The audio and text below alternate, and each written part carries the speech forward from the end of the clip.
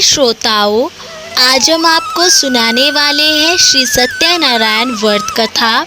इसलिए इस कथा को ध्यान से सुने, बीच में ना छोड़े। श्री सत्यनारायण भगवान जी का व्रत पूर्णिमा के दिन रखा जाता है और आज आषाढ़ मास की पूर्णमासी है। पूर्णिमा के दिन सुने जाने वाली सत्यनारायण भगवान जी की कथा का आज हम आपको श्रवण कराने वाले हैं और इस कथा में कुल 5 अध्याय है। इसलिए इन 5 अध्यायों को ध्यान से सुने, बीच में ना छोड़े। श्री सत्यनारायण व्रत कथा का पहला अध्याय इस प्रकार है। बोलो भगवान श्री सत्यनारायण जी की जय हो। एक समय की बात है कि नेसिरण्य तीर्थ में सोनिकादि 88,000 ऋषियों ने श्री सूत जी से पूछा कि हे प्रभु, इस कलयुग में वेद विद्या रहित मनुष्य को प्रभु भक्ति किस प्रकार मिल सकती है तथा उनका उद्धार कैसे होगा। हे मुनिश्रेष्ठ, कोई ऐसा तप बताइए जिससे थोड़े समय में ही पुण्य मिले और मनवांछित फल भी मिल जाए। इस प्रकार की कथा सुनने की हम इच्छा रखते हैं। सर्व शास्त्रों के ज्ञाता सूत जी बोले कि हे वैष्णवों, आप सभी ने प्राणियों के हित की बात पूछी है, इसलिए मैं एक ऐसे श्रेष्ठ व्रत को आप लोगों को बताऊंगा जिसे नारद जी ने लक्ष्मी नारायण जी से पूछा था और लक्ष्मीपति ने मुनि श्रेष्ठ नारद जी से कहा था कि आप सब इसे ध्यान से सुनिए। एक समय की बात है कि योगी राज नारद जी दूसरों के हित की इच्छा के लिए अनेकों लोकों में घूमते हुए मृत्युलोक में आ पहुँचे और वहाँ उन्होंने अनेक योनियों में जन्मे प्राय सभी मनुष्य को अपने कर्मों द्वारा अनेकों दुखों से पीड़ित देखा। तो उनका दुख देखकर नारद जी सोचने लगे कि कैसा यत्न किया जाए जिसके करने से निश्चित रूप से मानव के दुखों का अंत हो जाए। इसी विचार पर मनन करते हुए वह विष्णु लोक में गए और वहाँ वे देवों के इस नारायण जी की स्तुति करने लगे, जिनके हाथों में शंख, चक्र, गदा और पद्म था, गले में वरमाला पहने हुए थे। स्तुति करते हुए नारद जी बोले कि हे भगवान, आप अत्यंत शक्ति से संपन्न हैं, मन तथा वाणी भी आपको नहीं पा सकती है। आपका आदि मध्य तथा अंत नहीं है। निर्गुण स्वरूप सृष्टि के कारण भक्तों के दुख को दूर करने वाले हैं। आपको मेरा नमस्कार है।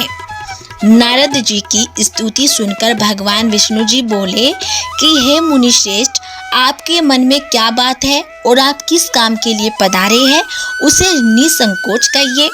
इस पर नारद जी बोले कि मृत्यु लोक में अनेक योनियों में जन्मे मनुष्य अपने कर्मों के द्वारा अनेकों दुखों से दुखी हो रहे हैं। हे नाथ, हे भगवान, आप मुझ पर दया रखते हैं तो बताइए कि वो मनुष्य थोड़े प्रयास से ही अपने दुखों से कैसे छुटकारा पा सकते हैं।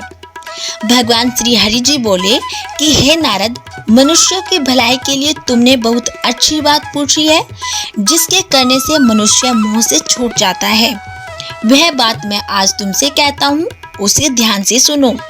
स्वर्ग लोक व मृत्यु लोक दोनों में एक दुर्लभ उत्तम व्रत है जो पुण्य देने वाला होता है। आज प्रेमवश होकर मैं उसे तुमसे कहता हूँ।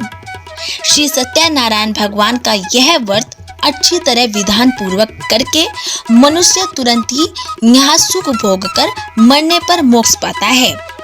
भगवान श्री हरि जी के वचन सुनकर नारद जी बोले कि उस व्रत का फल क्या है और उसका विधान क्या है, यह व्रत किसने किया था, इस व्रत को किस दिन करना चाहिए, सभी कुछ विस्तार से बताइए। नारद जी की बात सुनकर भगवान श्री हरि जी बोले कि दुख व शोक को दूर करने वाला यह सभी स्थानों पर विजय दिलाने वाला व्रत है। मानव को भक्ति व श्रद्धा के साथ शाम को श्री सत्यनारायण जी की पूजा धर्मपरायण होकर ब्राह्मणों व बंधुओं के साथ करनी चाहिए और भक्ति भाव से ही नैवेद्य, केले का फल, घी, दूध और गेहूं का आटा सवाया ले और गेहूं के स्थान पर साठी का आटा, शक्कर तथा गुड़ लेकर वे सभी भक्षण योग्य पदार्थों को मिलाकर भगवान का भोग लगाए।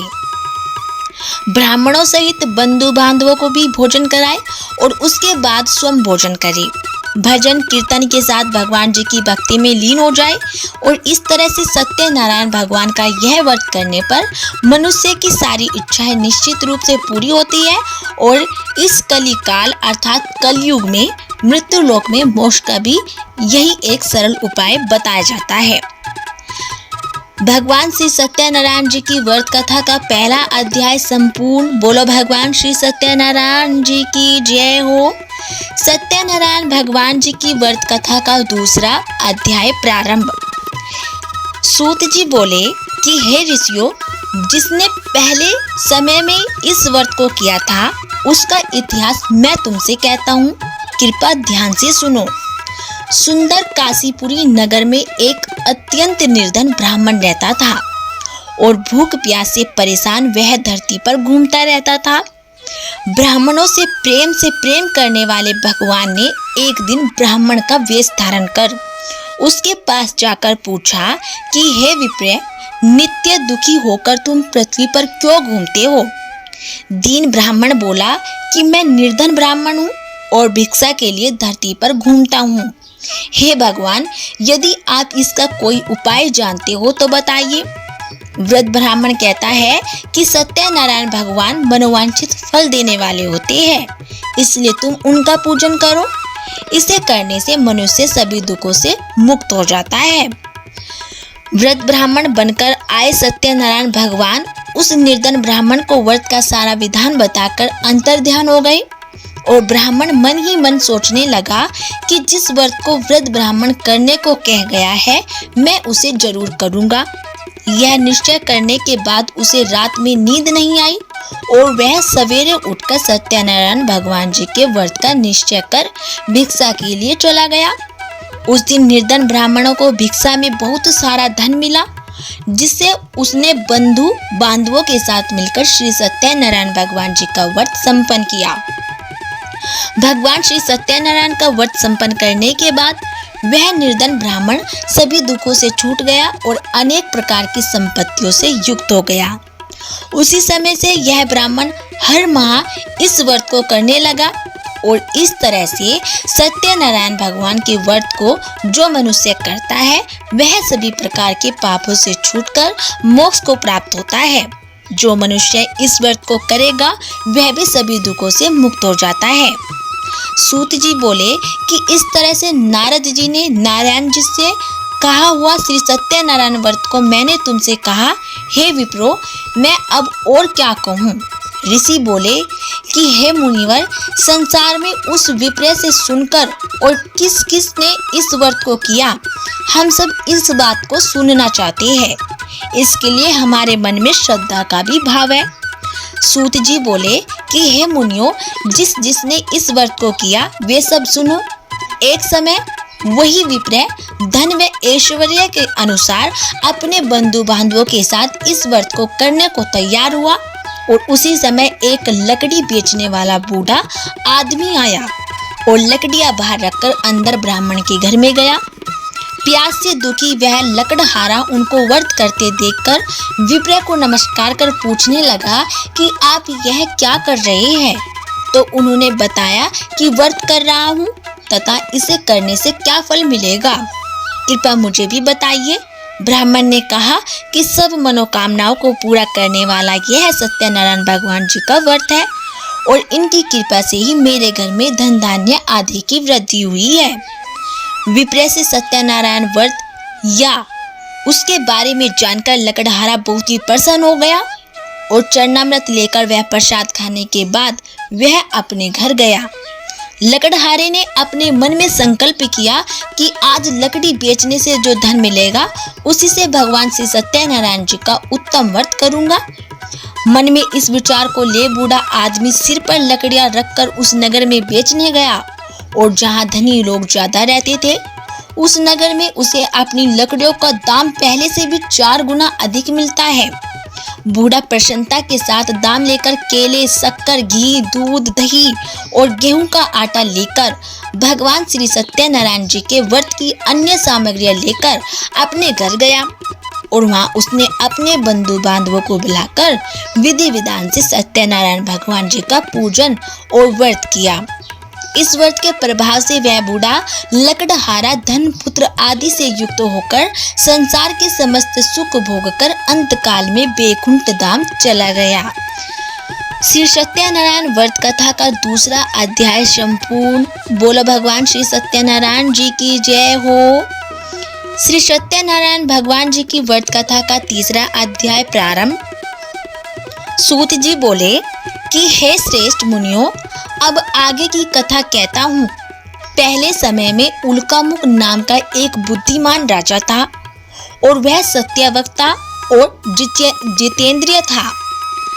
प्रतिदिन देव स्थानों पर जाता और निर्धनों को धन देकर उनके कष्ट दूर करता था। उसकी पत्नी कमल के समान मुख वाली तथा सती साध्वी थी। भद्रशिला नदी के तट पर उन दोनों ने श्री सत्यनारायण भगवान जी का व्रत किया था और उसी समय साधु नाम का एक वेश्या आया और उसके पास व्यापार करने के लिए बहुत सा धन भी था। राजा को व्रत करते देखकर वह विनय के साथ पूछने लगा कि हे राजन, भक्ति भाव से पूर्ण होकर आप यह क्या कर रहे हैं? मैं सुनने की इच्छा रखता हूँ, तो आप मुझे बताइए। राजा बोला कि हे साधु, अपने बंधु बांधवों के साथ पुत्रादि की प्राप्ति के लिए एक महाशक्तिमान श्री सत्यनारायण भगवान जी का व्रत व पूजन कर रहा हूँ। राजा के वचन सुनकर साधु आदर से बोला कि हे राजन, मुझे इस व्रत का सारा विधान कहिए। आपके कथनानुसार मैं भी इस व्रत को करा करूँगा। मेरी भी संतान नहीं है और इस व्रत को करने से निश्चित रूप से मुझे संतान की प्राप्ति होगी। राजा से व्रत का सारा विधान सुनकर व्यापार से निवृत्त हो वह अपने घर गया और साधु वैश्य ने अपनी पत्नी को संतान देने वाले इस व्रत का वर्णन कह सुनाया और कहा कि जब मेरी संतान होगी तब मैं इस व्रत को करूंगा। साधु ने इस तरह के वचन अपनी पत्नी लीलावती से कहा। एक दिन लीलावती पति के साथ आनंदित होकर सांसारिक धर्म में प्रवृत्त होकर सत्यनारायण भगवान जी की कृपा से गर्भवती हो गई और 10वें महीने में उसके गर्भ से एक सुंदर कन्या ने जन्म लिया। दिनों दिन वह ऐसे बढ़ने लगी जैसे कि शुक्ल पक्ष का चंद्रमा बढ़ता है। माता पिता ने अपनी कन्या का नाम कलावती रख दिया। एक दिन लीलावती ने मीठे शब्दों में अपने पति को याद दिलाया कि आपने सत्यनारायण भगवान जी के जिस व्रत को करने का संकल्प किया था ना, उसे करने का समय आ गया है। आप इस व्रत को करिए। साधु बोला कि हे प्रिय, इस व्रत को मैं उसके विवाह पर ही करूँगा। इस प्रकार अपनी पत्नी को आश्वासन देकर वह नगर को चला गया और कलावती पिता के घर में रहकर वृद्धि को प्राप्त हो गई। साधु ने एक बार नगर में अपनी कन्या को सखियों के साथ देखा तो तुरंत ही दूत को बुलाया और कहा कि मेरी कन्या के योग्य वर देख कर आओ। साधु की बात सुनकर दूत कंचन नगर में पहुंचा और वहां देखभाल कर लड़की के सुयोग्य वाणिक पुत्र को ले आया। सुयोग्य लड़के को देखकर साधु ने बंधु बांधवों को बुलाकर अपनी पुत्री का विवाह कर दिया। लेकिन दुर्भाग्य की बात यह है कि साधु ने भी श्री सत्यनारायण भगवान जी का व्रत नहीं किया था। इस पर श्री भगवान जी क्रोधित हो गए और श्राप दिया कि साधु को अत्यधिक दुख मिले। अपने कार्य में कुशल साधु बनिया जमाई को लेकर समुद्र के पास स्थित होकर रत्नाशारपुर नगर में गया और वहां जाकर दामाद ससुर दोनों मिलकर चंद्रकेतु राजा के नगर में व्यापार करने लगे। एक दिन भगवान सत्यनारायण जी की माया से एक चोर राजा का धन चुराकर भाग रहा था। उसने राजा के सिपाहियों को अपना पीछा करते देख चुराया हुआ धन वहां रख दिया जहां साधु अपने जमाई के साथ ठहरा हुआ था। राजा के सिपाहियों ने साधु वेश्या के पास राजा का धन और पैसे पड़े हुए देखे तो वह ससुर जमाई दोनों को बांधकर प्रसन्नता से राजा के पास ले गया और कहा कि उन दोनों चोरों में हम पकड़ लाए हैं। आप आगे की कार्यवाही की आज्ञा दीजिए। राजा की आज्ञा से उन दोनों को कठिन कारावास में डाल दिया गया और उनका सारा धन भी उनसे छीन लिया गया। श्री सत्यनारायण भगवान जी से श्राप से साधु की पत्नी भी बहुत दुखी हुई और घर में जो धन रखा था उसे चोर चुरा लेकर गई। शारीरिक तथा मानसिक पीड़ा व भूख प्यास से अति दुखी होकर अन्न की चिंता में कलावती के ब्राह्मण के घर गई और वहां उसने श्री सत्यनारायण भगवान जी का व्रत होते देखा और फिर कथा भी सुनी। वह प्रसाद ग्रहण कर वह रात को घर वापस आई और माता के कलावती से पूछा कि हे पुत्री, अब तक तुम कहाँ थी? तेरे मन में क्या है? कलावती ने अपनी माता से कहा कि हे माता, मैंने एक ब्राह्मण के घर में श्री सत्यनारायण भगवान जी का व्रत देखा है। और कन्या के वचन सुनकर लीलावती भगवान जी के पूजन की तैयारी करने लगी। लीलावती ने परिवार व बंधुओं सहित सत्यनारायण भगवान जी का पूजन किया और उनसे वर मांगा कि मेरे पति तथा जमाई शीघ्र घर आ जाए और साथ ही यह भी प्रार्थना की कि हम सबका अपराध क्षमा करें। श्री सत्यनारायण भगवान जी इस व्रत से संतुष्ट हो गए और राजा चंद्रकेतु को सपने में दर्शन देकर कहा कि हे राजन, तुम उन दोनों वेश्यों को छोड़ दो। तुमने उनका जो धन लिया है उसे वापस कर दो। अगर ऐसा नहीं किया तो मैं तुम्हारा धन, राज्य व संतान सभी को नष्ट कर दूंगा। राजा को यह सब कहकर वह अंतर्ध्यान हो गए। प्रातःकाल सभा में राजा ने अपना सपना सुनाया। फिर बोले कि हे बणिक पुत्रों को कैद से मुक्त कर सभा में लाओ। दोनों ने आते ही राजा को प्रणाम किया और राजा मीठी वाणी में बोला कि हे महानुभावों, भाग्यवश ऐसा कठिन दुख तुम्हें प्राप्त हुआ है, लेकिन अब तुम्हें कोई भय नहीं है। ऐसा कहकर राजा ने उन दोनों को नए वस्त्राभूषण भी पहनाए और जितना धन उनका लिया था उससे 2 गुना धन वापस कर दिया और दोनों वेश्या अपने घर को चल दिए। श्री सत्यनारायण व्रत कथा का 3रा अध्याय संपूर्ण। बोले भगवान श्री सत्यनारायण जी की जय हो। श्री सत्यनारायण व्रत कथा का 4था अध्याय प्रारंभ। सूत जी बोले कि वेश्या ने मंगलाचार कर अपनी यात्रा आरंभ की और अपने नगर की ओर चल दिए। उनके थोड़ी दूर जाने पर एक दंडी वेशधारी श्री सत्यनारायण ने उनसे पूछा कि हे साधु, तेरे नाव में क्या है? अभिवाणी वणिक हंसता हुआ बोला कि हे दंडी, आप क्यों पूछते हो? क्या धन लेने की इच्छा है? मेरी नाव में तो बैल व पत्ते भरे हुए हैं। वेश्या के कठोर वचन सुनकर भगवान बोले कि तुम्हारा वचन सत्य हो। दंडी ऐसे वचन कहकर वहां से दूर चले गए और कुछ दूर जाकर समुद्र के किनारे बैठ गए। दंडी के जाने के बाद साधु वेश्या ने नित्य क्रिया के पश्चात नाव को ऊंची उठते देखकर अचंभा माना और नाव में बैल पत्ते आदि देखकर वह मूर्छित होकर जमीन पर गिर पड़ा। मूर्छा खुलने पर वह अत्यंत शोक में डूब गया और तब उसका दामाद बोला कि आप शोक में ना रहिए, यह दंडी का श्राप है, इसलिए हमें उनकी शरण में जाना चाहिए, तभी हमारी मनोकामना पूर्ण होगी। दामाद की बात सुनकर वह दंडी के पास पहुंचा और अत्यंत भक्तिभाव नमस्कार करके बोला कि मैंने आपसे जो जो असत्य वचन कहे थे उनके लिए मुझे क्षमा दीजिए। ऐसा कहकर महान शोकातुर होकर रोने लगा और तब दंडी भगवान बोले कि हे वणिक पुत्र, मेरी आज्ञा से बार बार तुम्हें दुख प्राप्त हुआ है, तू मेरी पूजा से विमुख हुआ है। साधु बोला कि हे भगवान, आपकी माया से ब्रह्मा आदि देवता भी आपके रूप को नहीं जानते, तब मैं अज्ञानी कैसे जान सकता हूँ? आप प्रसन्न होइए और अब मैं सामर्थ्य के अनुसार आपकी पूजा करूँगा और मेरी रक्षा करो और पहले के समान नौका में धन भर दो।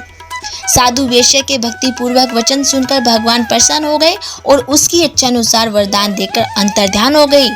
ससुर जमाई जब नाव पर आए तो नाव धन से भरी हुई थी और फिर वहीं अपने अन्य साथियों के साथ सत्यनारायण भगवान जी का पूजन कर अपने नगर को चल दिए। जब नगर के नजदीक पहुंचे तो दूत को घर पर खबर करने के लिए भेज दिया और दूत साधु की पत्नी को प्रणाम कर कहता है कि मालिक अपने दामाद सहित नगर के निकट आ गए हैं।